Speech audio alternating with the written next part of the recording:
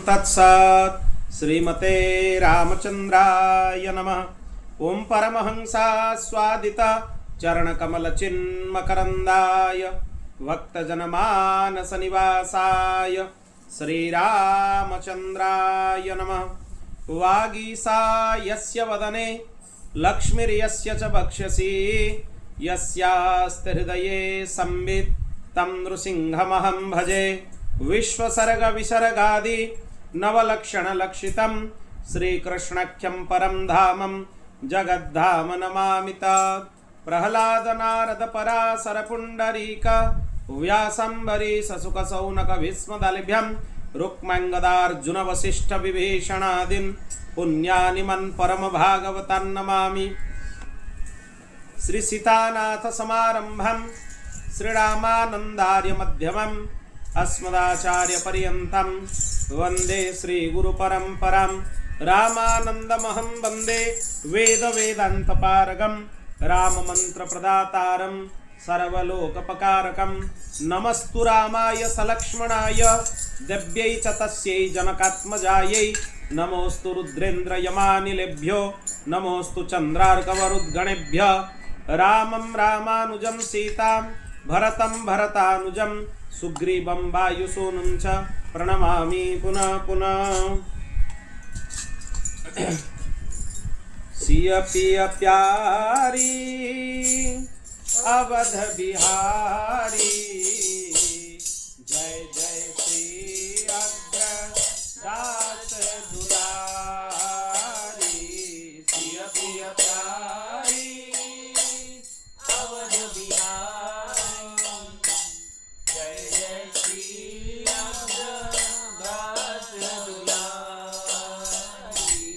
पिया पिया प्यारी अवध बिहारी जय जय श्री अग्रदास दुलारी। पिया पिया प्यारी अवध बिहारी जय जय श्री अग्रदास दुलारी।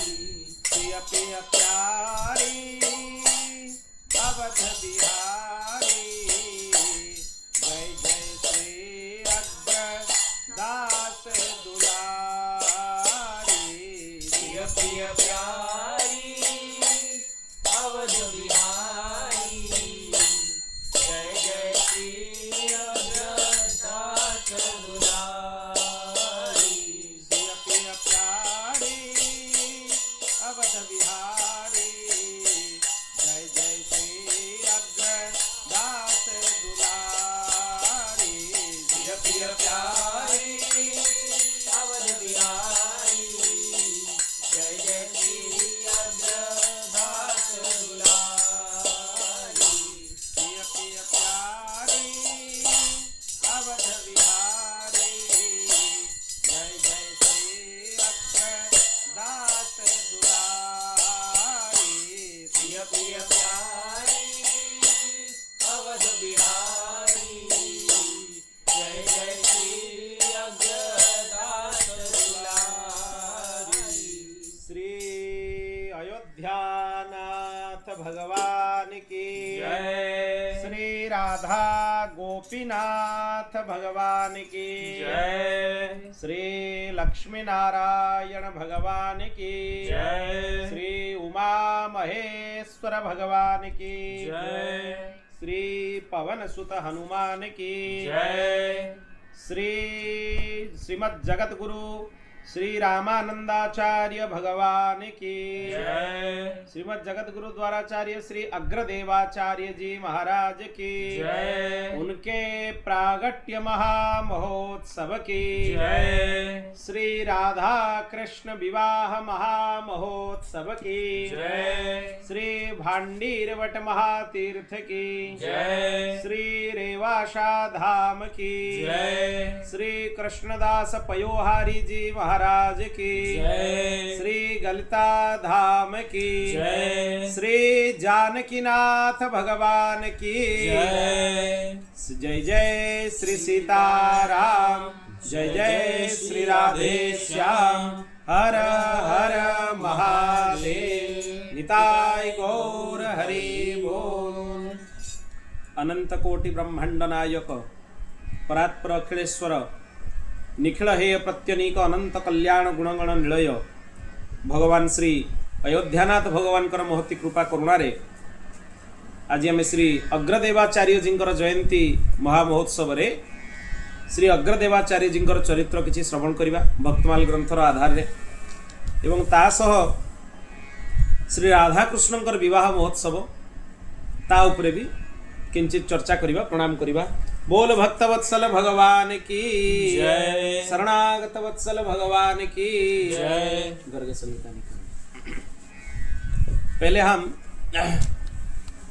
सबुठु प्रथम आम सब देखिबा अग्रदास जींकर पद उपरे भक्तमाल्य कौन छप्पई छंद अछि ताकू देखिला परे आगु को बढ़िबा। श्री अग्रदास हरि भजन बिना काल वृथा नहीं बीतयो। श्री अग्रदास हरि भजन बिना काल वृथा नहीं बीतयो। सदाचार जो संत प्राप्त जैसे करियाए सेवा सुमिरन सावधान चरण राघव चित लाए। प्रसिद्ध बाग सो प्रीति सुहत कृत करत निरंतर रसना निर्मल नाम मनहु बरसत धाराधर। श्री कृष्णदास कृपा करी भक्ति दत्त मन बच क्रम करी अटल दयो। श्री अग्रदास हरि भजन बिना काल वृथा नहीं बीतयो। श्री अग्रदास हरि भजन बिना काल वृथा नहीं बीतयो। श्री अग्रदेवाचार्य जी महाराज की जय। नाभाजी कहउचंती भक्तमाल रे श्री स्वामी अग्रदास जी भगवत भजन बिना गोटे क्षण भी समय से व्यर्थ रे व्यतीत करुनुथुले। तांकर समय बर्बाद होनुथुला। पूरा समय भगवत भजन रे ही जाउथुला, समय बर्बाद होनुथुला। तांकर वैष्णव सदाचार तांकर प्राचीन आचार्य मान को भलिया थिला। तामाने प्राचीन आचार्य श्री कृष्णदास पयोहारी जी, तांकर आचार्य श्री अनंतानंदाचार्य जी, तांकर आचार्य चरण श्री जगत श्रीमद जगत गुरु आद्य रामानंदाचार्य भगवान जेमती तांकर परंपरार आचरण थिला तांकर भी आचरण से भलिया थिला। से सबु बेले मानसी सेवा आ प्रगट विग्रह सेवा भगवान नाम स्मरण एइथरे ही सावधान होइकि रहउतले। आउ किछि काम विशेष से करनुतले। सबु बेले राघवेंद्र सरकार चरण रे तांको मन स्थिर होइकि रहउतला। सीताराम विहार जो प्रसिद्ध बगीचा अच्छी रेवासा धाम रे सियपिय मनोरंजनी बाटिका प्रमोद वन भी अच्छी जमी अयोध्यार प्रमोद वन तार अनुरूप प्रमोद वन भी रेवासा तीर्थ भितर अच्छी राजस्थान में। सेठी तांकर मन सबुबले थिला आ सेठी से प्रीतिपूर्वक सेवा करुले।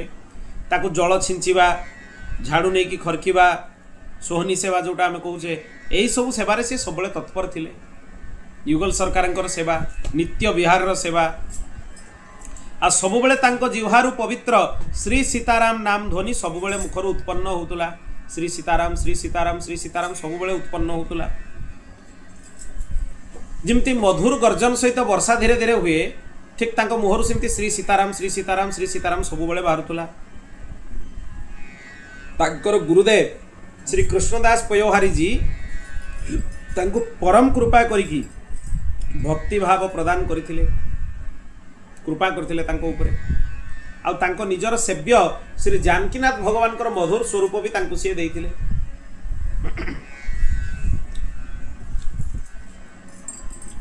हरि भजन बिना जतिक जनकर समय आमे देखुचे समस्तकर समय होची वृथा। हरि भजन ने जतिक समय लागिला सेतिक समय ही काम रे लागिला, बाकी सब समय वृथा। कहीं भगवान शिव कहउचंती मानस रे कौन कहले, उमा कहूँ में अनुभव अपना सत हरि भजन जगत सब सपना। शिव पार्वती को कहते हे पार्वती मु तुमको निजर अनुभव कहूँ कौन अनुभव उमा कहूँ में हे पार्वती मो निजर अनुभव शुण सत हरि भजन जगत सब सपना हरि भजन ही सत्य आ संपूर्ण जगतटा हूँ कौन स्वप्न भलिया काकभूषुंडी जी गरुड़ को कहते श्रीमद रामायण रे निज अनुभव में कहूँ खगेशा बिनु हरि भजन न जाहि कलेसा से कहते जे मोर अनुभव मु कहूँ हे गरुड़ जी हरि भजन बिना कहारी क्लेश केवे नष्ट हुए नहीं तेणु सबु बेले हरि भजन रे ही नित्य निरंतर रत रहिबा दरकार श्वास श्वास प्रति नाम रट श्वास वृथा जनि खोय ना जानो एहि श्वास को आवन होय न होय गुटे भी श्वास वृथा जीवा उचित नुहे प्रत्येक मुहूर्त रे नाम रे नित्य निरंतर लगी रहिबा दरकार तीन लोक की संपदा सांस सम नहीं होय सो संसार रघुनाथ बिन तुलसी वृथा न खोय दुनियार सबुठ बड़ संपत्ति होची निश्वास जीवन सारार अर्जन करथिबा धन लगई देले भी गोटे निश्वास अधिका काहाकू मिलेनी तेणु गोस्वामी तुलसीदास जी कहते निश्वास को वृथा न करिकी हरि भजन ने खर्च कर किए जानी काली निश्वास मिलिबो कि नहीं तेणु हरि भजन ने निश्वास को लगाओ कहता हूँ कहीं जात हूँ और बजाए ढोल श्वास श्वास में जात है तीन लोक को मोल ए निश्वास बहुत मूल्यवान एते मूल्यवान मु बारंबार ढोल बजे कि तुम मान को कहूची माने उच्चारण पूर्वक बारंबार कहूची जे केबे भी ए निश्वास रो मूल्य भूलिबनी ये तीन लोक रे सबुठ महत्वपूर्ण दो बातन को भूल मत जो चाहे कल्याण नारायण एक मोत को दूजे श्री भगवान निजर मृत्यु आ भगवान ए दुई जन को भूलिब नहीं मृत्यु सत्य निश्चय हम आ भगवान सत्य तांकर आश्रय नेले उद्धार हो जीवो श्री अग्रदेवाचार्य जी भी तांको पदरे कहउचंती अग्रदेवाचार्य जी पदरे कहउची एटा तुलसीदास जी पद थिला आगि लगते झोंपड़ा जो निकसे सो लाभ जो निकसे सो लाभ न करु मानुष तन चोरी जे लेखे की सांस गई आवती न बहोरी ज्यों कर अंजलि मोहि घटत जल थीर न रहाई कर आरत हरि भजन साखी काया बध गाई अगर कहाँ लगी थे गरी दीजे फाटे आप आगे लगते झोपड़ा जो निकसे सोला कुटीर रे निया लगी गले जी ता भीतर दौड़ी के बाहर जीव तार लाभ घरे निया लगी गला तुम जान लो जे दौड़ी के बाहरी गला तार लाभ आ जे बाहरी न पारला भीतर रही पुड़ी के मरजीव ठीक सेमती संसार रे अग्नि लगी जाइए निया लगी जाइए काल रूपक अग्नि आमको ग्रास कर चली तेणु हरिनाम रूपक रास्ता धरिकी जी बाहरी गला एठू सी मुक्त हो गला अग्रदेवाचार्य जी कहउछन आ जे रही से घर भितर पुड़िकी मरिब सी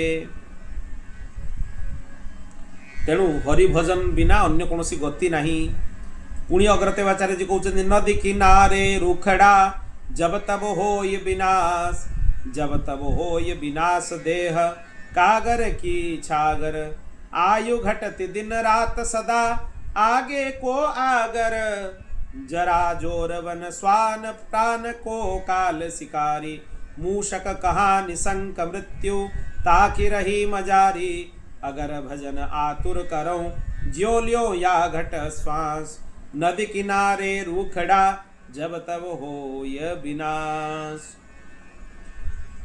केते बळे देहटा नष्ट हो जिवो ता विषय किछि कहि हो तेणु प्रस्तुत है कि रुह आयु प्रत्येक मुहूर्त रे हमर कमी कमी चली जमती गोटे कलशर छिद्र हो गले पानी सब बही बही सरी जाए आम जीवन में मध्य से भाया आयु प्रत्येक मुहूर्त रे कमी कमी चली तेणु भगवत भजन ने प्रमाद करनी सबू काम कर कि भजन ठीक रे कर भजन ने प्रमाद करके जदि अन्य काम समय दौच भजन ने प्रमाद करुच ताले जान तुम समय वृथा जाउची कौन सी जिनस तुम काम आसबनी अंतिम बेले केवल भजन ही काम आस तेणु भजन ने ही भगवत भजन ने ही लगिकी रुह तेणु भजन करने लोकर समय सार्थक हुए। आज जो संसार व्यसन ने लगी जाती से समय सब नष्ट हो जाए। बोल भक्त वत्सल भगवान की जय। श्री शरणागत वत्सल भगवान की जय। सेवा और सुमिरण दुईटा बहुत सावधान है कि करवा उचित। अग्रदेवाचार्य जी बहुत सावधान थिले। केमती सावधान होबो ना भगवान को सेवारे 32 प्रकार अपराध अच्छे। कौन 32 प्रकार अपराध? या नैर्वा पादुका भिर्वा गमनम भगवद्गृहे देवोत्सवाद्य सेवा च अप्राण मस्तदग्रतः उच्चिष्टे वाप्य शौचे वा भगवद्दर्शनादिकम् एकहस्त प्रणामश्च तत्पुरस्तात् प्रदक्षिणं पादप्रसारणं चाग्रे तथा पर्यङ्कबन्धनं शयनं भक्षणं चापि मिथ्याभाषणमेव च उच्चैर्भाषा मिथो जल्पो रोदनानि च विग्रह निग्रहानुग्रहौ चैव नृषु च क्रीडभाषणं कम्बलावरणं चैव परनिन्दा परस्तुतिः अश्लीलभाषणं चैव अधो वायोर्विमोक्षणं सक्तो गौणोपचारश्च अनिवेदितभक्षणं तत्तत्कालोद्भवानां च फलादीनामनर्पणं विनियुक्तावशिष्टस्य प्रदानं व्यञ्जनादिके पृष्टीकृत्यासनं चैव परेषामभिवादनं गुरौ मौनं निजस्तोत्रं देवता निन्दनं तथा अपराधास्तथा विष्णोर्द्वात्रिंशत् परिकीर्तिता। ये 32 अपराध अच्छी। कौन कौन अपराध? प्रथम अपराध है कि कौनसी पालिंकी उपरे चढ़िकी बा पादरे पदत्राण पिंधिकी भगवान को मंदिर को जीवा, रथयात्रा जन्माष्टमी श्रीराम नवमी उत्सव न करिबा आ से दिन भगवत दर्शन न करिबा। भगवान को उत्सव करिया पड़िबो। खाली श्री विग्रह को सेवा कले हो जो जो उत्सव पड़िबो ता करिया पड़िबो। श्री मूर्ति दर्शन कला बेले प्रणाम न करिबा। जत्ते थर ताको सामना को जीवो सेथर प्रणाम करिवो। ये नुहे कि भगवान अच्छा मु तो थरे कर देछि प्रणाम आउ नहीं। जत्ते थर श्री विग्रह सामना को जीवो सेथर तांको प्रणाम करिवो नले अपराध। असुचि अवस्था रे प्रणाम करिबा अपराध। गोटे हाथ रे प्रणाम करिबा अपराध। एमती गोटे हाथ रे प्रणाम करा जाय। एक हस्त प्रणाम कले सब पुण्य नष्ट हो जाए। बड़ मान को भी एक हस्त रे करिवनी कि देवता को भी एक हस्त रे करिवनी। परिक्रमा करने समय जो बुलिकी आसो श्री विग्रह सामने टिके ठिया होगी तापर पुणी आउ थे बुल खाली बुलले एकाथरे एमती बुलले हेनी से भी अपराध। टिके समय सामने ठिया हो भगवान को श्री विग्रह आगे गोड़ लंबे बसवा हूँ अपराध। दीटा गोड़ को एमती उच्चा करके उठेकी हाथ में बंद करके बसवा भी अपराध। श्री विग्रह सामने शोवा अपराध। श्री विग्रह सामने भोजन करने अपराध। श्री विग्रह को आगे मिछ कहवा अपराध। जोर जोर कथा कहवा भी अपराध। श्री विग्रह निज भितर कथबार्ता हवा श्री विग्रह सामने ठिया भी अपराध। निज भितर कथबार्ता करनी श्री विग्रह सामने जोर जोर चित्कार करके कथा हवा श्री विग्रह सामने अपराध। कलह करवा श्री विग्रह सामने अपराध। क्या पीड़ा दबा भी अपराध। क्या दया करवा भी अपराध। कहीं भगवान दया करेंगे अन्य क्या किसी करनी। कठोर वचन कहवा अपराध। कंबल रे शरीर को ढांकी श्री विग्रह सेवा करने अपराध। कंबल वस्त्र नहीं पतला वस्त्र जोड़ा उन्नी वस्त्र पिंधि कर भगवान को सामने अन्यर निंदा करने अपराध। अन्यर प्रशंसा करने अपराध। अश्लील शब्द कहवा अपराध। अधवायु त्याग करने अपराध। निजर शक्ति थी भी कम दाम जिनस आनिक श्री विग्रह को अर्पण करने अपराध। जार सामर्थ्य नहीं सी जल फूल जहाँ अच्छी आणिक दब सामर्थ्य अच्छी तुम भगवान जो रीति रे जो जो उपचार द्रव्य देकी सेवा करने कथा न कले अपराध। तांकर जेमती अच्छी सामर्थ्य अनुसार कर भगवान को निवेदन न करी कौन सी वस्तु खाइबा पीवा हूँ अपराध। जो ऋतु रे जो फल मिले भगवान को आनिक न दबा अपराध। ऋतुफल अर्पण कर जमी ग्रीष्म काल में आंब जो ऋतु रे जो ऋतुफल मिले ताको भगवान को दब। कौन सी परिवा हो शाग फल आदि हो तार आग भाग को छिड़े देकी भगवान को व्यंजन पाई दबा हूँ अपराध। भगवान को आड़ को पिठी करके बसवा हूँ अपराध। भगवान को सामने अन्य क्या प्रणाम करवा भी अपराध। भगवान को आगरे गुरुदेव को जदि प्रणाम न करिबो ताहले अपराध। गुरुदेव को प्रणाम करिबो सेठी मर्यादा अलगा। भगवत विग्रह आगरे निज मुहरे निज प्रशंसा करिबा अपराध। अन्य देवता को निंदा करिबा भी अपराध। अन्य देवादेवी को निंदा करिबोनी। तेणु ये 32 प्रकार अपराध रु बंचिकी भगवत सेवा करिबा उचित। आ 10 प्रकार नाम अपराध भी कुहाई पद्म पुराण ले दिया। ये नाम अपराध को श्लोक सब परिवर्तन करके लोक भिन्न भिन्न प्रकार लिखि दौरान कि मूल यहाँ पद्म पुराण ले दिया। अग्रदेवाचार्य जी यही अपराध रु बंचिकी भी सी करुले। कौन करुले?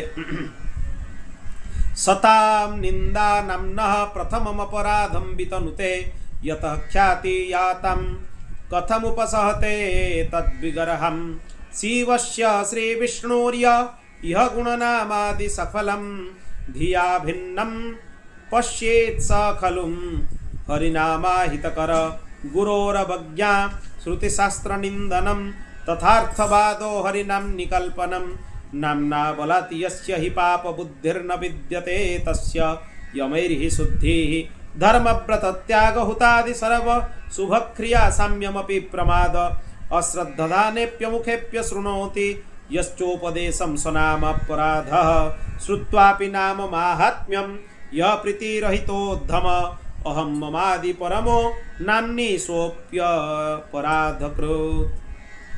सनत कुमार कहउचंती पद्म पुराण ले भगवान को नाम रो प्रथम अपराध होची संत मानक पाखरु नाम रो महिमा सुनिकी संत मान को निंदा करिबा अपराध। काना सही माने ही उपदेश करूचंती। बुद्धि द्वारा शिवंकर गुण नाम को भगवान विष्णुंकर गुण नाम ठू भिन्न करिबा हरि हरयोर भेदो नास्ति। हरि आउ हरंक भितर भेद करवा हूँ द्वितीय नाम अपराध। हरि आउ हर हूँ अभिन्न, शिव आउ भगवान होती अभिन्न, तांको भितर भेद कले अपराध। गुरुदेवंकर अवज्ञा करवा, गुरु आज्ञार अवज्ञा करवा हूँ तृतीय अपराध। गुरु जहाँ कह अक्षर अक्षर पालन कर। चतुर्थ अपराध है वेद शास्त्र निंदा करवा हूँ अपराध। पंचम अपराध है भगवान नाम महात्म्य विषय जानिकी भी अर्थवाद परिकल्पना करवा। तामाने खाली भाविबो जे एगुड़ा शास्त्र कहुई खाली निष्ठा उत्पन्न करने लगी हरिनाम एमती किसी महात्म्य नहीं, खाली लोकों आग्रह बढ़ू बोली कहुई एमती भाविबा हूँ अपराध। नाम रो आश्रय नहीं कि पाप करवा हूँ अपराध। भाविबो जे मु तो नाम जप करुँच तुम जहाँ चाहिए करदेवी, सेगुड़ा अपराध। बहुत ए भाविबा भी महाअपराध। तेणु एमान को सब जमराज दंड दियंती। अन्य धर्म व्रत त्याग होम एमान को सहित हरिनाम को तुलना करवा हूँ अपराध। अन्य कौन सी साधन सहित हरिनाम तुलना हो पारिबनी। सर्वोपरि है हरिनाम, सबुठ उपर है हरिनाम। एवं नाम जप करने समय प्रमाद त्याग न करवा, असावधान रहिबा, सत्संग न करवा, ये हूँ अपराध। सब कर सत्संग न कर ताले भी अपराध हरिनाम। क्या सत्संग ही हरिनाम महिमा मिलूँ, अन्य कौटू मिलूनी। तेणु ये सब करने को पड़ो। सावधान रहिबो, प्रमाद करिवनी, आलस्य करिवनी हरिनाम रे, सेटा अपराध। जे नाम रो महिमा सुनिकी भी नाम रे प्रीति रहित होइके रुहे, सी भी अपराध। तेणु एई भली सावधानी सहित भगवान कर नाम जप करवा उचित।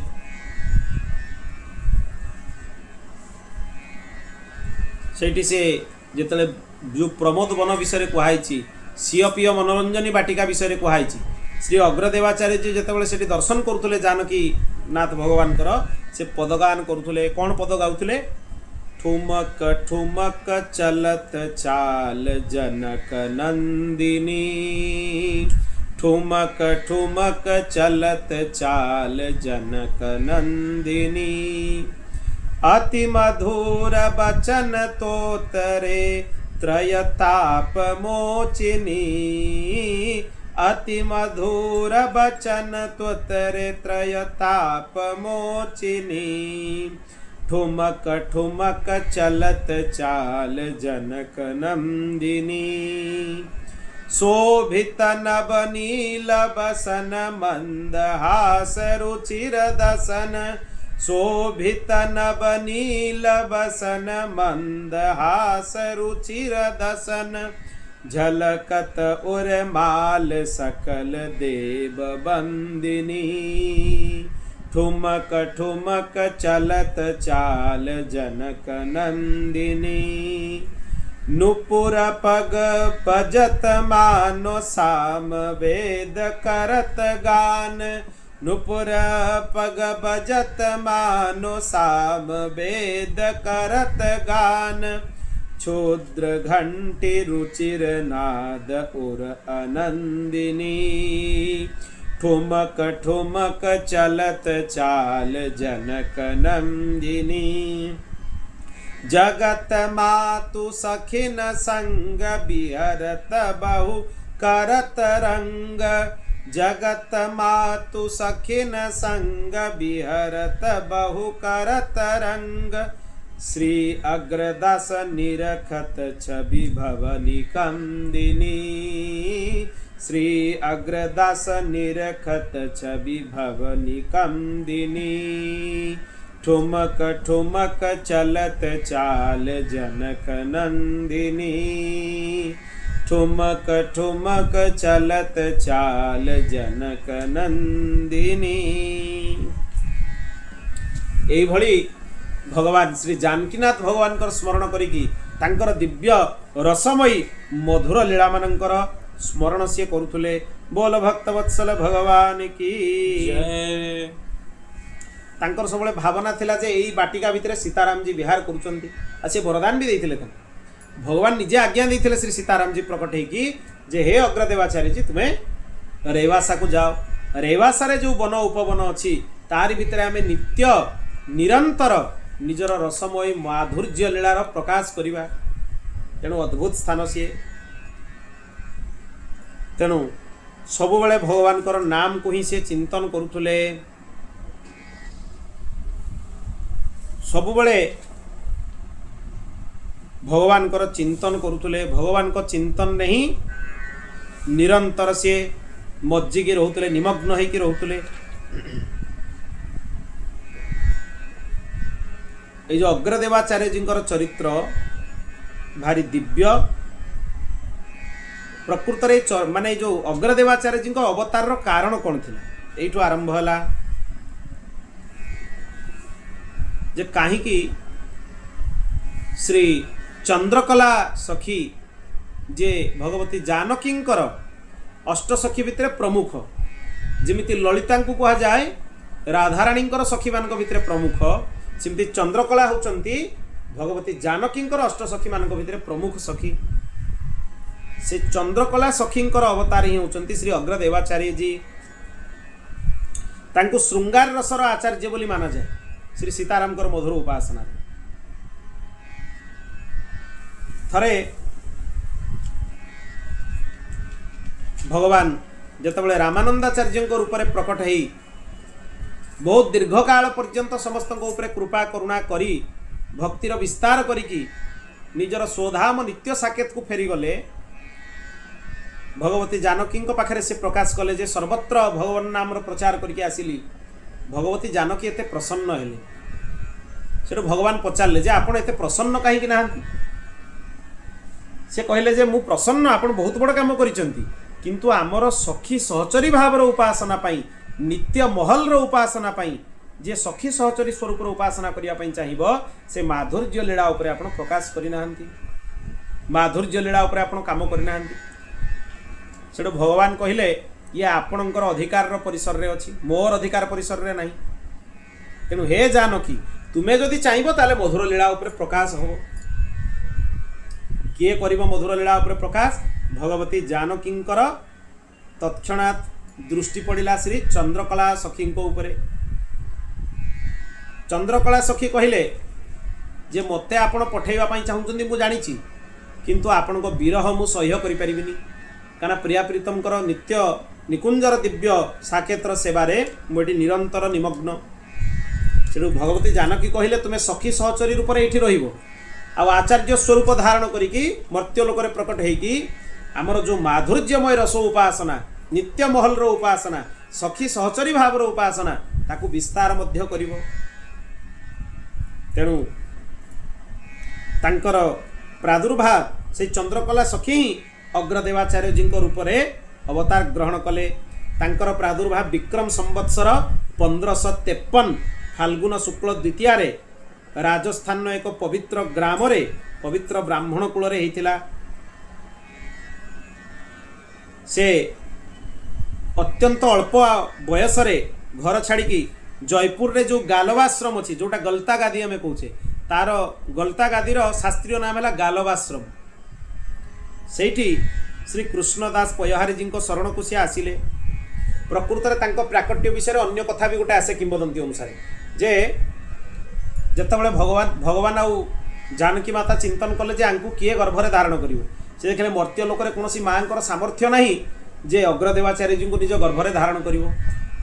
सेठू तांको से कहले तुमे बटुक ब्रह्मचारी रूप रे जाइकी श्री कृष्णदास पयहारी जी पाखरे प्रकट हुओ।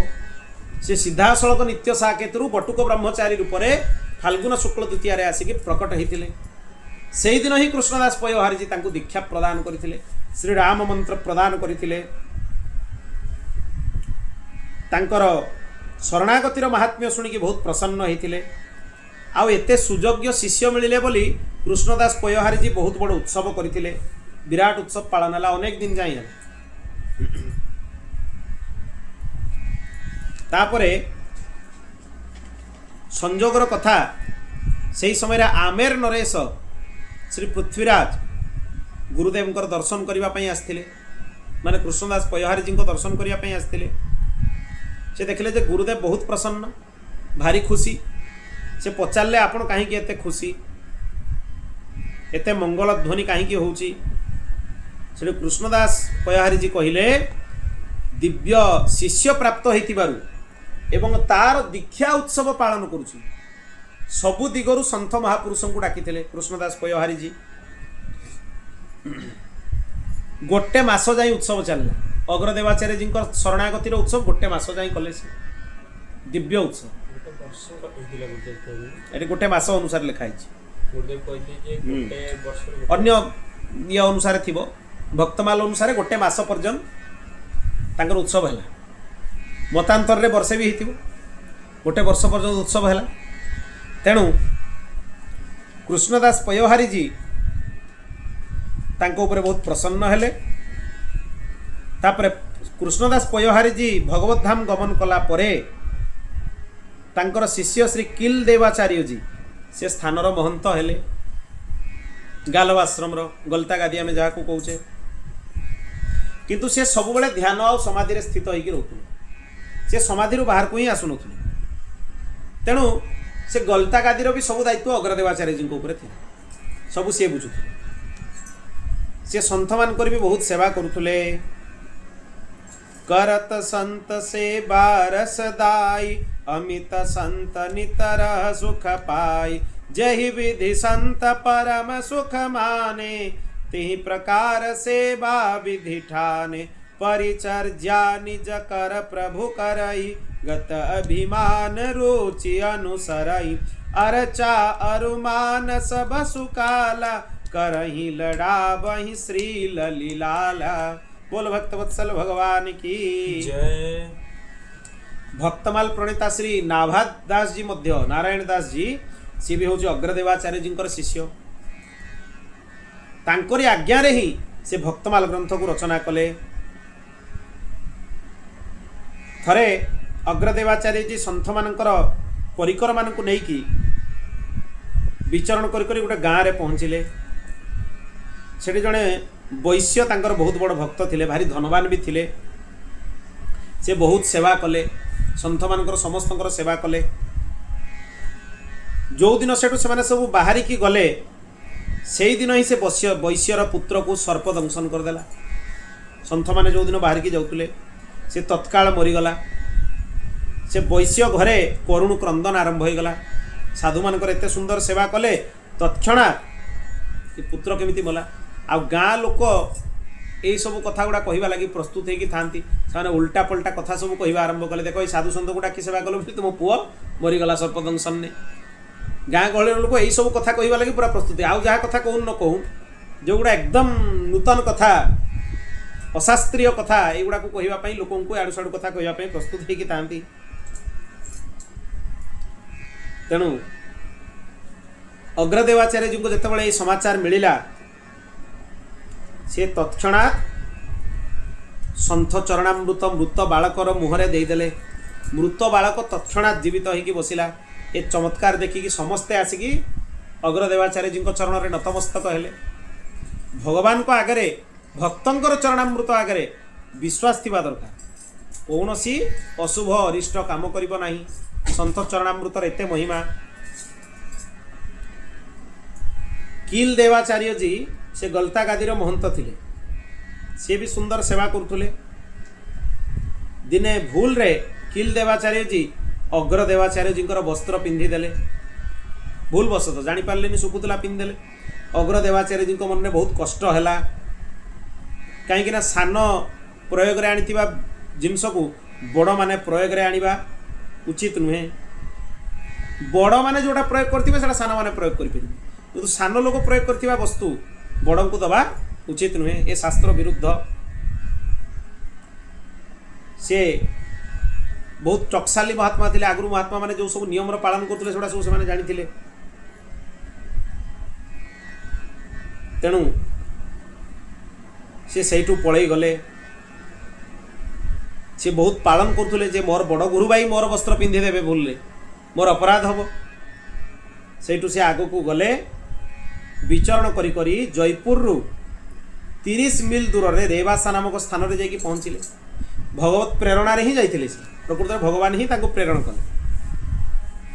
सेठी लोक माने प्रार्थना कले जे पानी पाई बहुत असुविधा। सेठी पानी रे लुण बाहरुची। से रेवासा स्थान पाखरे जो पानी को सुखाई देले खरार लुण हो जाउथि। एते लुणिया पानी सेठी बाहरुला। तेणु प्रत्येक वर्ष बहुत मनुष्य पशु पक्षी शोषरे एठी मरी जाउछन। माने पानी नहीं से लुण पानी एबे भी रेवासा रु 4 किलोमीटर दूर बाहर से पानी पी हेबनी। पाटी धोई हेबनी कुल पूजा करी हेबनी। एते लुण बाहर से पानी। हाँ बहुत लुणिया पानी। आपण कृपा करके हमर दुख दूर करंतु। से सांगे सांग कौन कले तांकर चिमटा बाहर करिकी पृथ्वी रे माटी भितर पुरई देले। तत्क्षणात से गंगांकर निर्मल जलधारार स्रोत बहिबा आरंभ हो गला। एबे भी से स्रोत अच्छी से गोटे। हाँ बहुत कमी जाइए पानी अच्छी बहुत कमी जाइए तलकू पड़ जाइए। 7टा कूप अच्छी गोटे पोखरी अच्छी 7टा कूप अच्छी। से गोटे बहुत बड़ कूह हो गला। वर्तमान भी से कूह से अच्छी। तापरे गाँ लोक मैंने अनुरोध कले आपड़ ये रुहतु। से कहले आपड़ ये आश्रम करके रुहतु। से गोटे सुंदर आंब बगीचा सी करते।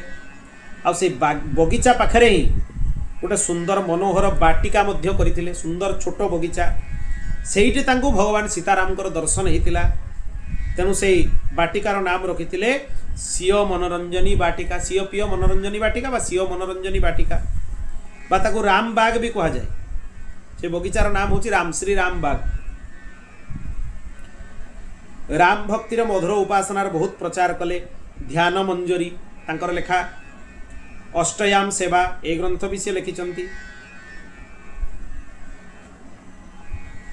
बहुत किछि वर्णन तांको विषय रे आसे। बंदौ पद कमल अमल अग्र स्वामी जूखे आचरज रसिक शिरोमणि महान है। रसबोध विपुल आनंद घनशील दया क्षमा तोष धन जन मानद अमान है। चंद्रकला प्रिय नाम श्याम सिय बस करी राखी। प्रगति स्वामी पद लहि ध्यान रस मन मन चाखी। इनती अनेक कथा लिखिचंती। श्री रामानंद संप्रदाय जो रहस्यत्रय से रहस्यत्रय विषय रे भी से लिखिचंती। रहस्यत्रय कौन गोटे तत्वत्रय अच्छे गोटे रहस्यत्रय अच्छे। तत्वत्रयम है ईश्वर तत्व जीव तत्व प्रकृति तत्व। ये 3टा को तत्वत्रयम कहा जाए। रामानंद संप्रदाय तत्वत्रयम अच्छी। आ रहस्यत्रयम कौन श्री षडाक्षर मंत्रराज श्री द्वय मंत्र आउ श्री चरम मंत्र। ये 3टा मंत्र को रहस्यत्रय कहा जाए। ये रहस्यत्रय उपर विस्तार करके भी अग्रदेवाचार्य जी लिखिछंती। ताकर ग्रंथ अच्छी। आउ राम मंत्रराजर परंपरा भी सी लिखिछंती। मंत्रराजर परंपरा कौन बहुत ध्यान देकी श्रवण कर। अग्रदेवाचार्य जी कहते शुभासने समासीन मनंतानंदमच्युतम कृष्णदास नमस्कृत्य पप्रच्छ गुरु संततिम। कृष्णदास पयोहारी जी तांकर गुरुदेव श्री ଅନନ୍ତାନନ୍ଦାଚାର୍ଯ୍ୟଙ୍କ ପାଖରେ ହାତ ଯୋଡ଼ିକି ପ୍ରଣାମ କରିକି ପଚାରୁଛନ୍ତି, ଭଗବନ୍ ୟାମିନଂ ଶ୍ରେଷ୍ଠ ପ୍ରପନ୍ନସ୍ମି ଦୟାଂ କୁରୁ ଜ୍ଞାତୁମିଚ୍ଛାମ୍ୟହଂ ସରବଂ ପୂର୍ବେଶଂ ସତ୍ପରମ୍ପରାଂ ମନ୍ତ୍ରରାଜଶ୍ଚ କେନାଦୌ ପ୍ରକ୍ତକସ୍ମୈ ପୁରା ବିଭୋ କଥଞ୍ଚ ଭୁବି ବିଖ୍ୟାतो ମନ୍ତ୍ରୋऽୟଂ ମୋକ୍ଷଦାୟକଃ। ହେ ଭଗବାନ, ମନ୍ତ୍ରରାଜଙ୍କର ପରମ୍ପରା କ'ଣ? କୃପା କରିକି ଆପଣ ମୋ ଆଗରେ ବର୍ଣ୍ଣନା କରନ୍ତୁ, ଯାହାକୁ ଶ୍ରବଣ କଲେ ଜୀବମାନଙ୍କର କଲ୍ୟାଣ ହୁଏ। ସେଇଠୁ ଅଗ୍ରଦେବାଚାର୍ଯ୍ୟଜୀ କହୁଛନ୍ତି, ଅନନ୍ତାନନ୍ଦାଚାର୍ଯ୍ୟଜୀ କୃଷ୍ଣଦାସ ପୟହାରୀଜୀଙ୍କର ପ୍ରାର୍ଥନା ଶୁଣିଲା ପରେ ବର୍ଣ୍ଣନା କରୁଛନ୍ତି। ଅନନ୍ତାନନ୍ଦାଚାର୍ଯ୍ୟଜୀ ହେଉଛନ୍ତି ଶ୍ରୀ ରାମାନନ୍ଦାଚାର୍ଯ୍ୟ ଭଗବାନଙ୍କର ଶିଷ୍ୟ, ତାଙ୍କର ଶିଷ୍ୟ ହେଉଛନ୍ତି ଶ୍ରୀ କୃଷ୍ଣଦାସ ପୟହାରୀଜୀ, ତାଙ୍କର ଶିଷ୍ୟ ହେଉଛନ୍ତି ଶ୍ରୀ ଅଗ୍ରଦେବାଚାର୍ଯ୍ୟଜୀ। ଭଗବାନ ଆଦ୍ୟ ରାମାନନ୍ଦାଚାର୍ଯ୍ୟଙ୍କ ପାଖରୁ ଚତୁର୍ଥ ପିଢ଼ିରେ ଥିଲେ ଶ୍ରୀ ଅଗ୍ରଦେବାଚାର୍ଯ୍ୟଜୀ। ସେଠୁ ଅନନ୍ତାନନ୍ଦାଚାର୍ଯ୍ୟଜୀ କହୁଛନ୍ତି, ପରମ ଧାମ୍ନି ସ୍ଥିतो ରାମ ପୁଣ୍ଡରୀକାୟତେ କ୍ଷଣ ସେବାୟା ପରୟା ଜୁଷ୍ଟୋ ଜାନକ୍यै ତାରକମ୍ ଦଦୌ।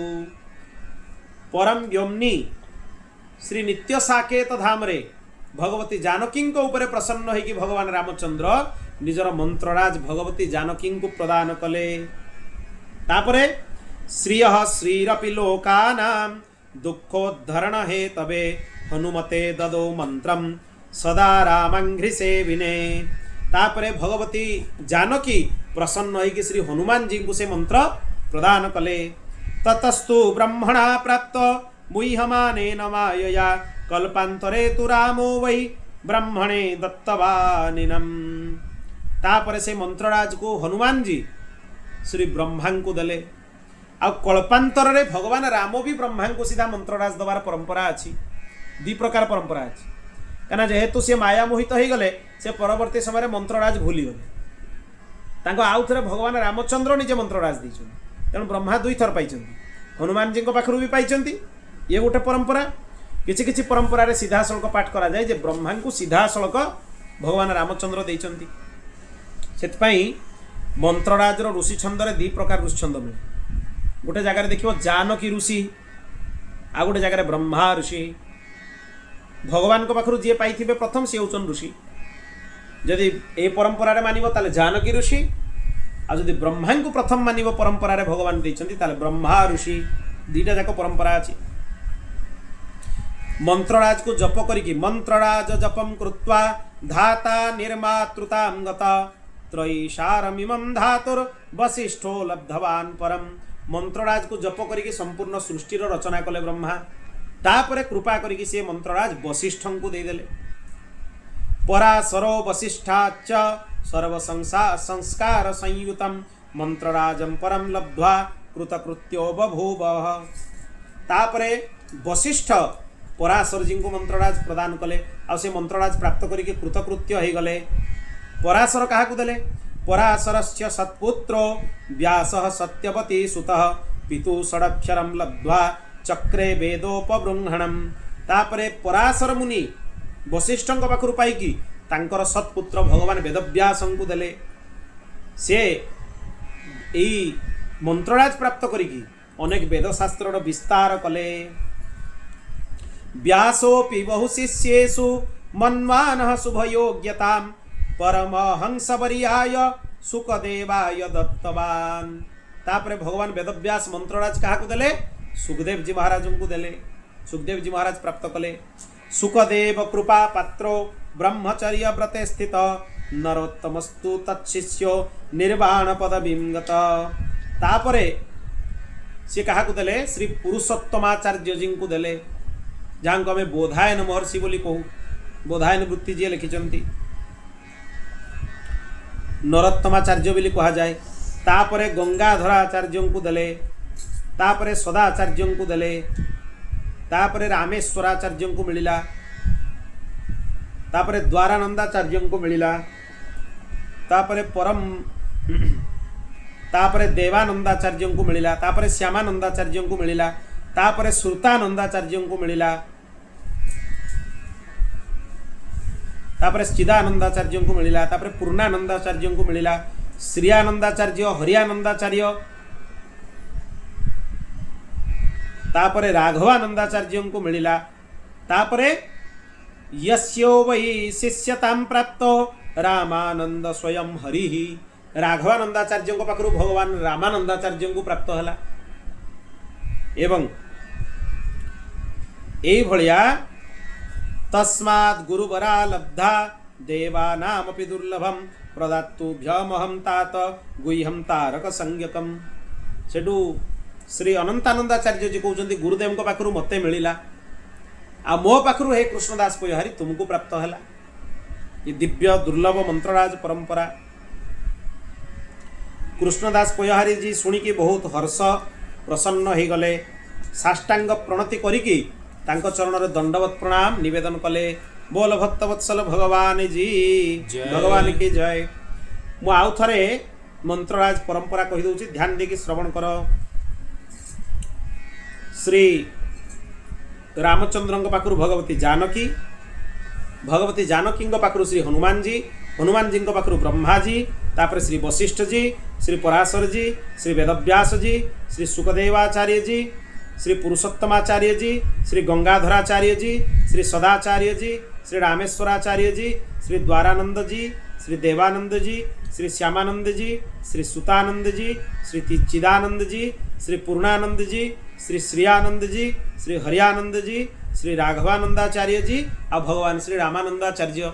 भगवान रामानंदाचार्य पाखु श्री अनंतानंदाचार्य, श्री अनंतानंदाचार्य पाखु श्री कृष्णदास पयहारी जी, श्री कृष्णदास पयहारी जी पाखु श्री अग्रदेवाचार्य जी, अग्रदेवाचार्य जी पाखु श्री नाभादास जी। यही परंपरार मंत्रराज आसिक आम गुरुदेव पर्यंत पहुँचन। आम गुरुदेव स्थान परंपरार है 42तम।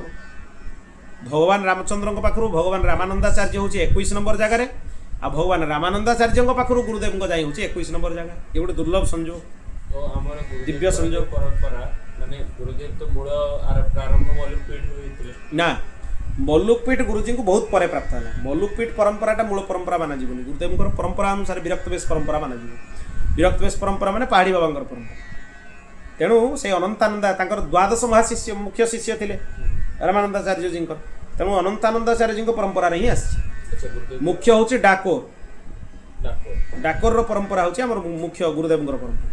अनंतानंदाचार्य महाराज तांकर शिष्य प्रशिष्य होगी कृष्णदास पयहारी जी, अग्रदेवाचार्य जी होगी डाकोर होगी गुरु परंपरा आसी पहाड़ी बाबा को देकी। से परंपरा रे प्रथम पहाड़ी बाबा, द्वितीय पहाड़ी बाबा, तृतीय पहाड़ी बाबा, तापर गुरुदेव। ये हूँ परंपरा तांकर।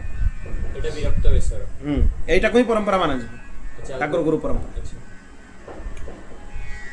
तेणु ये भारी रहस्यर विषय। तेणु अग्रदेवाचार्य जी परंपरा गुरु परंपरा को जो नित्य पाठ करेंगे से माने मंत्रराज प्रति प्रेम प्राप्त करिकी राम नाम रे प्रेम प्राप्त करेंगे। ये परंपराटा को नित्य पाठ करने कथा। नित्य उपासना दर्पण भी अच्छी मंत्रराज परंपरा। श्री राम मंत्रराज परंपरा को नित्य पाठ करवा उचित, बहुत महत्वपूर्ण विषय। तेणु अग्रदेवाचार्य जी ये कृपा करिसेंती एवं भगवान सीताराम जो मधुर उपासना ताकू जीव मानक ऊपर करुणा कृपा करके प्रकट करिसेंती। आ गोटे कथा है तांकर आ गोटे चरित्र सर्वविदित समस्ते जानिचंती। ये नाभाजी चरित्र रे आसे। जो नाभाजी वर्णना करिबा आमे तांकर चर्चा करिबा। नाभाजी जिते मानसी सेवारे अग्रदेवाचार्य जी भगवान सीताराम जी को माला परिधान कराउथुले, ये बाहर सेवारे बसिथिले।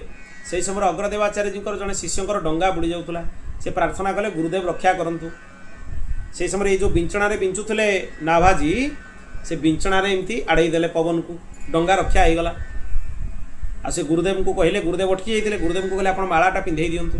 गुरुदेव कहले मोर मानसी भितर जी पशिकी प्रवेश करिकी मु कोन सेवा करूची से देखि पारुची, से भक्त मानकर चरित्र भी लिखि परिवो। तेणु नाभाजी को से आज्ञा देइथिले जे तुमे भक्त मानकर चरित्र गान कर। जो भक्त को स्मरण करिवो से आसिकी तांको चरित्र कहि देकी जी। क्रम किछि नाही, जी जतले आछंती जेमति कहि जम सेमति लिखा है। भक्त मान से बोले गुरुदेव कहते गोटे कथा है मैं कौन पचारला बेल को ना मैं दास आपका दास हाँ किए किए किए ताकू ये करदेला बंचई देला किए से कहले आपनकर दासानुदास। दास तेणु तांकर शिष्य प्रशिष्यर परंपरा एते दिव्य एते मधुर परंपरा से श्री अग्रदेवाचार्य जी चरण कमल रे अनंत कोटि दंडवत प्रणाम निवेदन करुची। तांकर दिव्य प्राकट्य महोत्सव रे तांकर चरित्र चर्चा करिवार सौभाग्य मिलिला। एवं सेई अग्रदेवाचार्य जी काल रे ही किछि क्षण श्री तुलसीदास जी गोस्वामी तुलसीदास जी आसिकी थिले। सेही समय जानकीनाथ भगवान दर्शन करिकी श्री जानकीनाथ सहाय पद जो अच्छी करे जो हाँ से पदटा को से ही से रचना करते से जानकीनाथ भगवान का नाम रे ही से पद अच्छी। बोल भक्त वत्सल भगवान की जय। शरणागत वत्सल भगवान की जय। तापर आमे श्री कृष्णंकर विवाह चरित्र श्रवण करबा कना भांडीर बटरे श्री कृष्णंकर विवाह आजिर तिथि रे ही हेतिला फाल्गुन शुक्ल द्वितीया ये गोटे भारी मधुर तिथि। श्री अग्रदेवाचार्य जी जयंती भी यही दिन भगवान राधा कृष्णंकर विवाह भी यही दिन। श्यामा प्यारी कुंज बिहारी जय जय श्री हरि दास दुलारी श्यामा प्यारी कुंज बिहारी जय जय श्री हरि दास दुलारी श्यामा प्यारी कुंज बिहारी जय जय श्री हरि दास दुलारी श्यामा प्यारी कुंज बिहारी जय जय श्री हरि दास दुलारी श्यामा प्यारी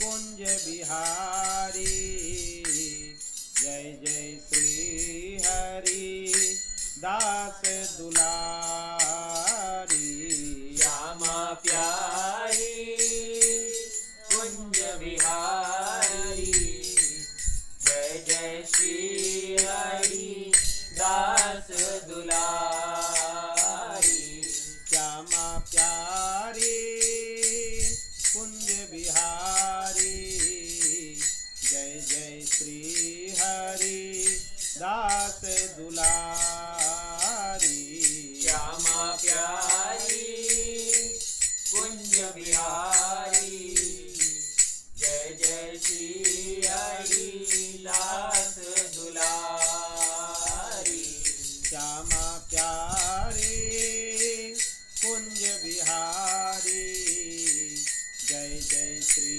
हरि दास दुलारी श्यामा प्यारी कुंज बिहारी जय जय श्री हरि दास दुलारी। बोल भक्तवत्सल भगवान की जय। श्री गर्ग संहिता रे शास्त्रीय पद्धति श्री राधाकृष्णंकर विवाहर वर्णना अछि भारी दिव्य कथा केतले समय मिलले संपूर्ण गर्ग संहिता उपरे प्रवचन करिबा आलोचना करिबा एतरे भगवान श्री कृष्णंकर दिव्याति दिव्य लीला रहस्यमय लीला सब लिखा है। श्रीमद् भागवत रे भी जो सब लीला नहीं गर्ग संहिता रे अछि एटी संकेत करा है एटी पूरा विस्तार रे दिया है वो दिव्य ग्रंथ तांकर जो विवाह भांडीर बनर केमिति हेइथिला तारी विषय रे आमे चर्चा करिबा एवं बाहागर ब्रह्मा केमिति आसिकी कले तार वर्णना भी श्रवण करिबा। दिने नंद निजर नंदनंदन को निज पुत्र को कोଳରେ नेकी गाई चराइबा पाई बहुत दूर को बाहरी गले भांडीर वन पाखरे जाइकी पहुँचिले। भांडीर वन जमुना जल को स्पर्श करुला सुंदर पवन भी सेठू बहुला हठात वायुर बेग बहुत प्रखर हो गला बहुत जोर वायु बहिबा लगिला आकाश भी मेघरे आच्छन्न हो गला तमाल कदम्ब वृक्षर जो सबू पल्लव थिला डाल थिला फूलपत्र थिला से सब उड़ीबा लगिला तले पड़ीबा लगिला भारी भयंकर भय उत्पन्न हैला। श्रीकृष्ण कांदिबा लगिले एमती दृश्य देखिकी नंदन को भी भय लगिला से भगवान श्रीहरि शरण को गले से ही क्षण तत्क्षणात् गोटे दिव्य तेज विभिन्न दिगरे व्याप्त हो गला से भाविले किए जणे उत्पन्न होचंदी पाखरे आसिकी से समय रे से दीप्ति शिखा भितरे नंदराजा वृषभानु नंदिनी श्री राधाराणी को दर्शन कले से दिव्य तेज भितरे कोटिए चंद्रमंडलर कांति तांको भितरे थिला ତାଙ୍କ ଶ୍ରୀଅଙ୍ଗରେ ନୀଳ ବର୍ଣ୍ଣର ବସ୍ତ୍ର ଶୋଭା ପାଉଥିଲା ରାଧାରାଣୀଙ୍କ ପାଖରେ। ତାଙ୍କ ଚରଣ ପ୍ରାନ୍ତର ଯେଉଁ ମଞ୍ଜରୀ ଥିଲା ସେଠି ନୂପୁରର ଧ୍ୱନି ଉତ୍ପନ୍ନ ହେଉଥିଲା, ତାଙ୍କ କଙ୍କଣର ଧ୍ୱନି ଉତ୍ପନ୍ନ ହେଉଥିଲା। ଭାରି ସୁନ୍ଦର ରାଧାରାଣୀ ଦେଖାଯାଉଥିଲେ। ତତ୍କ୍ଷଣାତ୍ ତାଙ୍କ ତେଜରେ ଅଭିଭୂତ ହେଇକି ଭଗବାନ ନନ୍ଦ, ଭଗବାନଙ୍କର ପିତା, ତତ୍କ୍ଷଣାତ୍ ତାଙ୍କ ଆଗରେ ମୁଣ୍ଡ ନୁଇଁକି ତାଙ୍କୁ ପ୍ରଣାମ କଲେ। କହିଲେ, ହେ ରାଧେ, ଇଏ ହେଉଛନ୍ତି ସାକ୍ଷାତ ପୁରୁଷୋତ୍ତମ, ଆଉ ତୁମେ ହେଉଛ ତାଙ୍କର ପ୍ରାଣ ବଲ୍ଲଭା। ଏ ଗୁପ୍ତ ରହସ୍ୟ ମୁଁ ଗର୍ଗାଚାର୍ଯ୍ୟଙ୍କ ମୁହଁରୁ ଶୁଣିଛି। ନନ୍ଦରାଜା କହୁଛନ୍ତି, ମୁଁ ଜାଣିଛି, ଅଜଣା ନୁହେଁ ଯେ ଇଏ ସାକ୍ଷାତ ପୁରାଣ ପୁରୁଷୋତ୍ତମ, ଆଉ ତୁମେ ହେଉଛ ସାକ୍ଷାତ ତାଙ୍କର ଆହ୍ଲାଦିନୀ ଶକ୍ତି। ମୁଁ ଏ କଥା ଗର୍ଗାଚାର୍ଯ୍ୟ ମୋତେ ଆଗରୁ କହିଦେଇଛନ୍ତି। ସେଠୁ କହିଲେ, ହେ ରାଧାରାଣୀ, ନିଜ ପ୍ରାଣନାଥଙ୍କୁ ମୋ କୋଳରୁ ନେଇଯାଅ। ନନ୍ଦରାଜା କହୁଛନ୍ତି, ଇଏ ବାଦଲ ଯେଉଁ ଘଡ଼ଘଡ଼ି ହେଉଛି, ବର୍ଷା ପାଇଁ ଯେଉଁ ପ୍ରସ୍ତୁତି ହେଇଗଲାଣି, ଏଇଥିରେ ସେ ଡରି ଯାଉଛନ୍ତି। ପ୍ରକୃତରେ ସେ ଡରି ନାହାନ୍ତି, ମୁଁ ଜାଣିଛି, ସେ ଲୀଳା କରୁଛନ୍ତି, ମୁଁ ଜାଣିଛି, ତଥାପି ସେ ଲୌକିକ ଲୀଳା କରୁଛନ୍ତି, ତେଣୁ ଭୟଭୀତ ହେବା କଥା କୁହାଯାଇଛି। ହେ ଦେବୀ, ନନ୍ଦରାଜା କହୁଛନ୍ତି, ମୁଁ ତୁମକୁ ନମସ୍କାର କରୁଛି, ତୁମେ ଭୂତଳରେ ମୋର ରକ୍ଷା କର। ଯେଉଁ ଦର୍ଶନ ତୁମେ ମୋତେ ପ୍ରଦାନ କଲ, ଇଏ ସବୁ ତିନି ଲୋକରେ ସମସ୍ତଙ୍କୁ ଦୁର୍ଲଭ, ସେ ଦର୍ଶନ ମୋତେ ପ୍ରଦାନ କଲ। ରାଧାରାଣୀଙ୍କ ଚରଣରେ ମସ୍ତକ ରଖିକି ନନ୍ଦରାଜା ପ୍ରଣାମ କରୁଛନ୍ତି। କାହିଁକିନା ଭଗବତୀ ରାଧାରାଣୀ ହେଉଛନ୍ତି ଆଦ୍ୟା ଶକ୍ତି, ମୂଳ ଶକ୍ତି। ରାଧାରାଣୀ କହିଲେ, କ'ଣ କହିଲେ ରାଧାରାଣୀ? ଅହಂ ପ୍ରସନ୍ନା ତବ ଭକ୍ତି ଭାବାନ୍ ମଦ୍ଦର୍ଶନମ୍ ଦୁର୍ଲଭମେବ ନନ୍ଦ। ହେ ନନ୍ଦ, ତୁମେ ଠିକ୍ କହିଲ, ମୋର ଦର୍ଶନ ବହୁତ ଦୁର୍ଲଭ। ତୁମ ଭକ୍ତି ଭାବରେ ମୁଁ ପ୍ରସନ୍ନ ହେଇକି ତୁମକୁ ଦର୍ଶନ ଦେଇଛି। ରାଧାରାଣୀ କହୁଛନ୍ତି, ଯେଉଁମାନେ ରାଧାରାଣୀଙ୍କୁ ପ୍ରାକୃତ ନାରୀ ବୋଲି ଭାବନ୍ତି, ଏଇ କଥାକୁ ସବୁ ଶ୍ରବଣ କରିବା ଦରକାର। ସେ ନନ୍ଦରାଜା ମସ୍ତକ ନତ କରିକି ତାଙ୍କ ଆଗରେ ପ୍ରଣାମ କରୁଛନ୍ତି, କହୁଛନ୍ତି, ଆପଣ ଆହ୍ଲାଦିନୀ ଶକ୍ତି, ମୂଳ ପ୍ରକୃତି, ଜଗତର ମୂଳ ତତ୍ତ୍ୱ। ରାଧାରାଣୀଙ୍କ ପାଖରେ ମସ୍ତକ ରଖିକି ପ୍ରଣାମ କରୁଛନ୍ତି। ରାଧାରାଣୀ କହୁଛନ୍ତି, ମୋ ଦର୍ଶନ ବହୁତ ଦୁର୍ଲଭ, ମୁଁ ତୁମ ଭକ୍ତି ଭାବରେ ପ୍ରସନ୍ନ ହେଇକି ତୁମକୁ ଦର୍ଶନ ଦେଉଛି, ଅନ୍ୟଥା ମୋ ଦର୍ଶନ ମିଳେନି। ନନ୍ଦ କହିଲେ, ଯଦି ବାସ୍ତବରେ ତୁମେ ମୋ ଉପରେ ପ୍ରସନ୍ନ, ତାହେଲେ ତୁମର ଯୁଗଳ ଚରଣାର ବିନ୍ଦରେ ମୋର ସୁଦୃଢ଼ ଭକ୍ତି ହେଇଥାଉ, ଆଉ ସାଧୁମାନଙ୍କର ସଙ୍ଗ ମୋତେ ସର୍ବଦା ପ୍ରାପ୍ତ ହଉ, ସାଧୁ ସନ୍ଥଙ୍କର ଚରଣାର ବିନ୍ଦରେ ମୋର ପ୍ରେମ ହେଇଯାଉ। ନାରଦ କହିଲେ, ଯେତେବେଳେ ରାଧାରାଣୀ ପ୍ରସନ୍ନ ହେଇକି ନନ୍ଦରାଜାଙ୍କୁ କହିଲେ ତଥାସ୍ତୁ, ତାପରେ ଶ୍ରୀକୃଷ୍ଣଙ୍କୁ ନିଜ କୋଳକୁ ନେଇଗଲେ। ତାପରେ ନନ୍ଦରାଜା ପ୍ରଣାମ କରିକି ଚାଲିଗଲେ, ସେ ଆଉ ରହିଲେ। ସେଇଠୁ ରାଧାରାଣୀ ଭାଣ୍ଡିର ବନକୁ ଗଲେ। ସର୍ବପ୍ରଥମେ ଗୋଲୋକ ଧାମରୁ ଯେଉଁ ପୃଥ୍ୱୀ ଦେବୀ এই ଭୂତଳ ପାଖକୁ ଆସିଥିଲେ, ସେ ଦିବ୍ୟ ରୂପ ଧାରଣ କରିକି ପ୍ରକଟ ହେଲେ। ସିଏ ବି ଭାରି ସୁନ୍ଦର ଦେଖାଯାଉଥିଲେ। ବୃନ୍ଦାବନର ଯେତିକି ଦିବ୍ୟ ବୃକ୍ଷ ଅଛନ୍ତି, ସେମାନେ ନିଜ ମୂଳ ରୂପରେ ପ୍ରକଟ ହେଇଗଲେ। କଳିନ୍ଦ ନନ୍ଦିନୀ ଯମୁନା ସୁବର୍ଣ୍ଣ ନିର୍ମିତ ପ୍ରାସାଦ ଯୁକ୍ତ ହେଇକି ସୁନାର ଗୋଟେ ସୁନ୍ଦର ମହଲ ନିର୍ମାଣ କରିକି ଭଗବତୀ ଯମୁନା ପ୍ରକଟ ହେଇଗଲେ। ଯମୁନା କୂଳରେ ଦିବ୍ୟ ମହଲ ଅଛି, ଯୁଗଳଙ୍କର ମହଲ, ସେଇଟା ସମସ୍ତଙ୍କୁ ଦୃଶ୍ୟମାନ ହୁଏ। ଯେଉଁମାନଙ୍କୁ ଭଗବାନ ଅଧିକାର ଦିଅନ୍ତି ତାଙ୍କୁ ହିଁ ସେଇଟା ଦୃଶ୍ୟମାନ ହୁଏ। ଗୋବର୍ଦ୍ଧନ ପର୍ବତ ରତ୍ନମୟୀ ଶିଳାରେ ପରିପୂର୍ଣ୍ଣ ହୋଇଗଲା, ଖାଲି ରତ୍ନ ଦେଖାଗଲା ଚାରିଆଡ଼େ, ଆଉ ଶିଳା ଦେଖାଗଲାନି। ବହୁତ ଭ୍ରମର ମାନେ ସେଠି ମାନେ ଗୁଞ୍ଜାୟମାନ ହେବାକୁ ଲାଗିଲେ। ବୃନ୍ଦାବନ ନିକୁଞ୍ଜ ବି ଦିବ୍ୟ ରୂପରେ ପ୍ରକଟ ହୋଇଗଲା। ତଦା ନିକୁଞ୍ଜୋପି ନିଜମ୍ ବପୁର୍ ଦଧତ୍ ସଭାୟୁତମ୍ ପ୍ରାଙ୍ଗଣା ଦିବ୍ୟ ମଣ୍ଡପମ୍। ଦିବ୍ୟ ମଣ୍ଡପ ସଭା ପ୍ରାଙ୍ଗଣ ସବୁ ଉପସ୍ଥିତ ହୋଇଗଲା। ପଶୁପକ୍ଷୀମାନେ ସୁନ୍ଦର ସୁନ୍ଦର ଗାନ କରିବାକୁ ଲାଗିଲେ। ଏଇଭଳି ସମୟରେ ଭଗବାନ ଶ୍ରୀକୃଷ୍ଣ ଯେଉଁ ବାଲକୃଷ୍ଣ ହେଇକି ତାଙ୍କ କୋଳରେ ଥିଲେ, ରାଧାରାଣୀଙ୍କ କୋଳରେ, ସେ କିଶୋର ଅବସ୍ଥା ଧାରଣ କଲେ, କିଶୋର ହେଇଗଲେ। କାରଣ ବିବାହ କରିବେ ନା, ନିତ୍ୟ କିଶୋରୀଙ୍କ ପାଖରେ ନିତ୍ୟ କିଶୋର ନହେଲେ ବିବାହ କେମିତି ହେବ? ତେଣୁ କିଶୋର ହେଇଗଲେ ଭଗବାନ ଶ୍ରୀକୃଷ୍ଣ। ରାଧାଙ୍କ ସାମ୍ନାରେ ଠିଆ ହେଇଗଲେ। ତାଙ୍କ ଶ୍ରୀଅଙ୍ଗରେ ପୀତାମ୍ବର ଶୋଭାୟମାନ ହେଉଥିଲା। କୌସ୍ତୁଭ ମଣି ତାଙ୍କର ଗଳାରେ ଥିଲା, ହୃଦୟ କମଳରେ, ହାତରେ ବଂଶୀ ଥିଲା।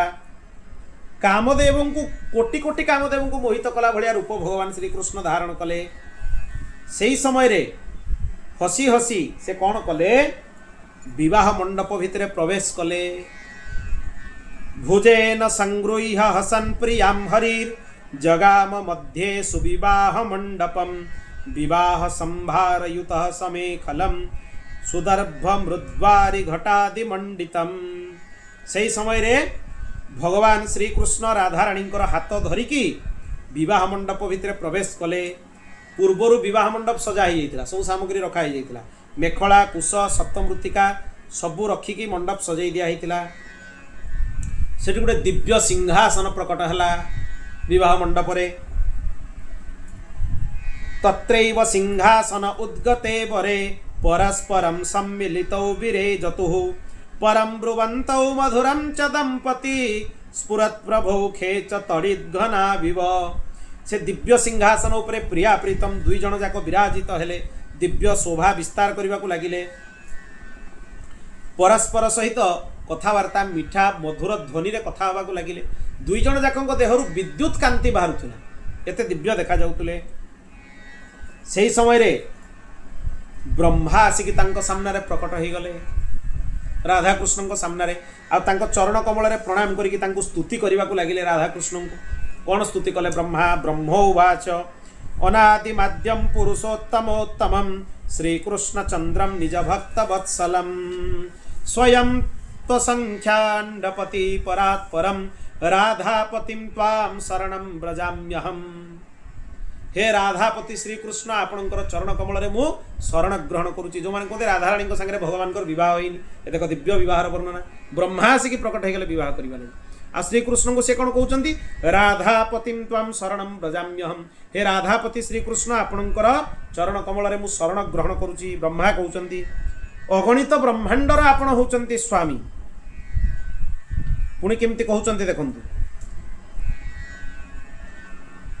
त्वं रामचंद्रो जनकात्मजेयं भूमौ हरिस्त्वं कमलालयेयं जज्ञावतारोऽसि यदा तदेयं श्री दक्षिणास्त्रीपति पत्नी मुक्षौ। कहन मु आपन को भल भाव चिन्हिची, मते आपण निजको लुचाई पारिबेनी ना। किए आपण? त्वं रामचंद्र, हे भगवान आपण होचंती रामचंद्र जनकात्मजेयं। राधाराणी होचंती जनकात्मजा, साक्षात जानकी। ब्रह्मा केते अद्भुत कथा कहउछन देखुन। जेतेबेले भूमौ हरिस्त्वं कमलालयेयं, जेतेबेले आपण श्री हरि रूप रे प्रकट हुअंती सेतेबेले कमलवासिनी कमला आपणकर पत्नी हे जानती। यज्ञावतारोऽसि यदा तथेयं, जेतेबेले आपण यज्ञ नारायण हे जानती आपणको पत्नी किए हुअंती? श्री दक्षिणा देवी आपणकर पत्नी हे जानती। आउ आपण किए? त्वं नारसिंहोऽसि रमा हृदीयं नारायणस्त्वं च नरेण युक्त तदा त्वियं शान्तिरतीव साक्षात् छायैव याता च तवानुरूपा। अद्भुत गर्ग संगीतार गोटे गोटे श्लोक, अद्भुत अद्भुत श्लोक। से कहते आपण ही नृसिंह, जिते आप नृसिंह हो जाती आपण हृदय रे लक्ष्मी रुहंती, क्या बहुत उग्र रूप। आपण ही नर नारायण होगी तपस्या करती, सेतेबेले एई भगवती नर नारायण को कथा शुणला बेलू लोक आश्चर्य हो। नर नारायण तो ब्रह्मचारी थे, बाहागर केमती है ना? नर नारायण सहित जो शांति देवी थे से परम शांति होती राधाराणी। तामाने नर नारायण शांति देवी सागर विवाह होता। शांति देवी बोली देवी कहीं ना, तपस्या करिबारु जो शांति मिलती से शांति होती राधाराणी। तामाने तपस्वी हेले भी राधाराणी तांको संगे अछंती, शांति रूप रे अछंती। जे तपस्या करती तांको शांति मिले। तेणु हे परम ब्रह्म भगवान श्री कृष्ण आपणको चरण कमल रे मु आश्रय ग्रहण करुछि। यदा युवां प्रीतिजुतौ च दंपति परात्परौ तावनुरूप रूपितौ तथापि लोक व्यवहार संग्रहात् विधिं विवाहस्य तु कारयाम्यहम्। ब्रह्मा कहते शुणु, यद्यपि आपण दुई जन होचंती नित्य सिद्ध अनादि दिव्य दंपति, माने आपण सब बेले पति पत्नी। आपनकर विवाह कौन हम? आपण पति या आपनकर पत्नी, आपण नित्य सिद्ध अनादि दिव्य दंपति। आम मानक आपण सृष्टि करिसेंती, आपनकर बाहागर किए करिवो? आपण सब दिने पति पत्नी। तथापि आपण लीला विलास करुचंती। तेणु लोक व्यवहार सिद्धि पाई मु आपणकर विवाह संपन्न करैबी। ब्रह्मा प्रार्थना कले। एमती स्तुति करिके ब्रह्मा कुंडरे अग्नि प्रज्वलित कले। आ विधि विधान ने भगवान पाणी ग्रहण संस्कार कले श्रुते कराग्राह विधिं विधानतो विधाय धाता समवस्थितो भवन सकारयामास हरिं च राधिकां प्रदक्षिणा सप्त हिरण्यरेतस ततश्च तौ तं प्रणमय वेदवेद तौ पाठयामास च सप्तमन्त्रकम्। सेठू तत्क्षणात् ब्रह्मा श्री हरि और राधाराणी 7 थर परिक्रमा कले अग्नि रे परिक्रमा करेले माने श्री कृष्ण और राधाराणी को कहले परिक्रमा करंतु 7टा मंत्र भी पढ़िले तापरे विधि विधान ने मंत्र पाठ करेले तापरे कौन कले ततो हरे वक्षसि राधिकाया करम च संस्थाप्य हरे करम पुनः श्री राधिकाया किल पृष्ठदेशके संस्थाप्य मंत्राश्च विधि प्रपाठय। राधाराणी श्री कृष्ण कंठरे हृदय रे हाथ रखिले श्री कृष्ण राधाराणी हृदय रे हाथ रखिले ये परस्पर मंत्र उच्चारण करने को लगिले। बोल भक्तवत्सल भगवान की जय। तापरे कौन कले श्री कृष्ण को गलारे भगवती राधाराणी जयमाला पिंधे देले और राधाराणी को गलारे श्री कृष्ण जयमाला पिंधे देले। प्रदौच मालिका माला प्रदान कले यही भली पितामह मंत्रपाठ करैकी कहले जे मोर पुत्री स्वरूपी भगवती राधाराणी कन्यादान मु भगवान श्री कृष्ण को प्रदान करुची। यद्यपि से कहले आपण जगत जगत माता मु भी आपण संतान किंतु लौकिक विधिर तो पालन हब ना। कन्यादान किए करिवो ब्रह्मा निजे कन्यादान करदेले राधाराणी कन्यादान। से समय आकाश रु देवता माने पुष्प वर्षा करने आरंभ करदेले मृदंग भेरी बजेवा आरंभ करदेले। से समय हरि कहले भगवान कहले आपणकर दक्षिणा कौन कहतु कौन दक्षिणा आपन को देवी। उवाच तत्रैव विधिं हरि स्वयं यथेप्सितं त्वं वद विप्रदक्षिणां। हे ब्रह्मा आपण विधि रे विवाह कले दक्षिणा कौन देवी। उवाच तत्रैव विधिं हरि स्वयं यथेप्सितं त्वं वद विप्रदक्षिणां। उवाच तदा हरिं प्राह विधि प्रभो मे देहि त्वदंघ्रो निज भक्ति दक्षिणा।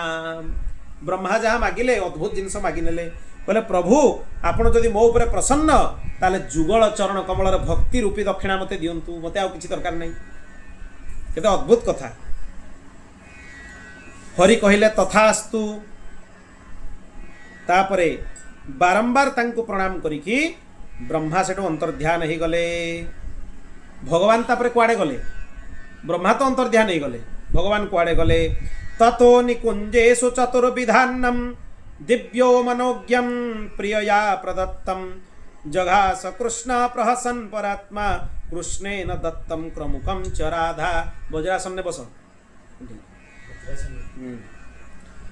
तापरे भगवती राधाराणी सह भगवान श्री कृष्ण निकुंज भवन भितर प्रवेश कले। एइटी निकुंज लीलार वर्णना होइछि। तापरे भगवान चतुर्विध अन्न ग्रहण कले निकुंज भवन भितर प्रवेश करिकी। चर्ब्य चोष्य लेह पेय 4 प्रकार खाद्य ग्रहण करा जाए।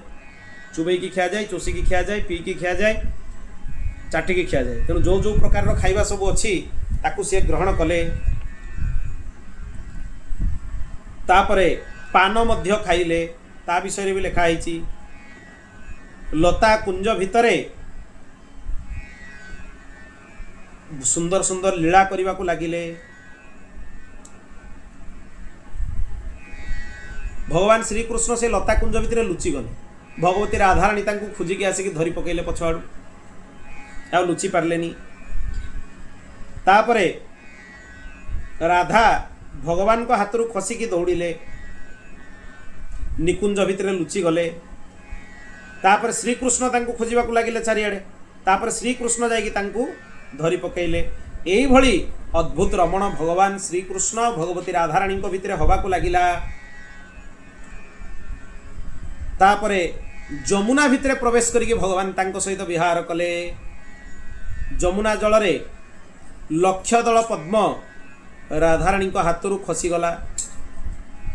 राधाराणी ता पछरे पछरे दौड़िले। एमती श्री हरिवीर तांको पछरे दौड़िबा को लागिले। तापरे भगवान को राधाराणी कहले मते तुम बंशी दे दियो। भगवान श्रीकृष्ण पद्मटा को धरी देते राधाराणी को जिते कहले मोर बंशी दे दियो राधाराणी को कहले पद्म दे दियो एमती परस्पर भितर क्रीड़ा करने को लगिले भगवान अद्भुत श्रृंगार है विहार लीला बोली भी कहते। नंद जो शिशु को राधाराणी को हाथ में देते पुणी जिते सब लीला तिरोहित हो गला किशोर रूप त्याग करके भगवान आउ थे राधाराणी को हाथ में बालक हो गले सब लीला कर सारे बह कर सारे बुली सारे निकुंजर लीला सब पूर्ण करके पुणी से जमी बालक रूप में नंदराजा देते फेर बालक हो गले आ राधाराणी भी विलाप करने को लगिले तत्क्षणात आकाशवाणी है आपण चिंता करंतु नहीं ये अभिलाषा आउ थे पूर्ण हम तापरे राधाराणी श्रीकृष्ण को लेकिन नंदराजा घरे फेरई देले जमुना राणी को दे आसिले जमुना को कहले तुम पुत्र को तुम्हें नियो यही भली भगवती राधा कृष्णंकर गुप्त विवाहर कथा ये लेखा भी है इत्थम हरेर गुप्त कथा च वर्णिता राधा विवाहस्य सुमंगलावृता श्रुता च यरिवा पठते पठता च पाठिता तान पाप वृंदा न कदा स्पृशन्ति जे राधा कृष्णंकर विवाहर यही मंगलमयी गुप्त कथार वर्णन करती श्रवण करती बा शुणाती तांको केबे पाप स्पर्श भी करि परिबो नहीं एते अद्भुत महिमा यार ये गुप्त ये अन्यत्र प्रकाशित नुहे तेणु यही राधा कृष्णंकर आजिर तिथि रे दिव्य विवाहर कथा गर्ग संहिता अनुसार पूर्ण है श्री भक्तवत्सल भगवान की ये आज कथा प्रसंग को आम विराम दबा श्री राम जय राम जय जय राम श्री राम जय राम जय जय राम श्री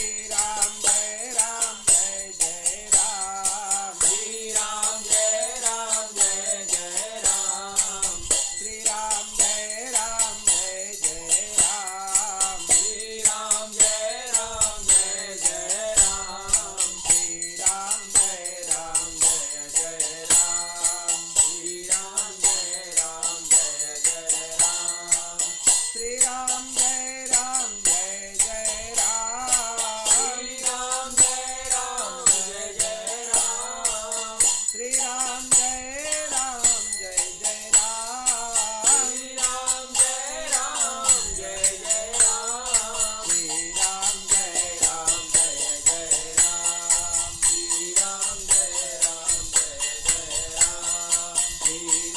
जय राम जय जय राम श्री राम जय राम जय जय राम बोल भक्तवत्सल भगवान की जय। ओम पूर्णमदः पूर्णमिदं पूर्णात् पूर्णमुदच्यते पूर्णस्य पूर्णमादाय पूर्णमेवावशिष्यते हरिः ओम शांति शांति शांति श्री राधा कृष्णार्पणमस्तु श्री अयोध्यानाथार्पणमस्तु।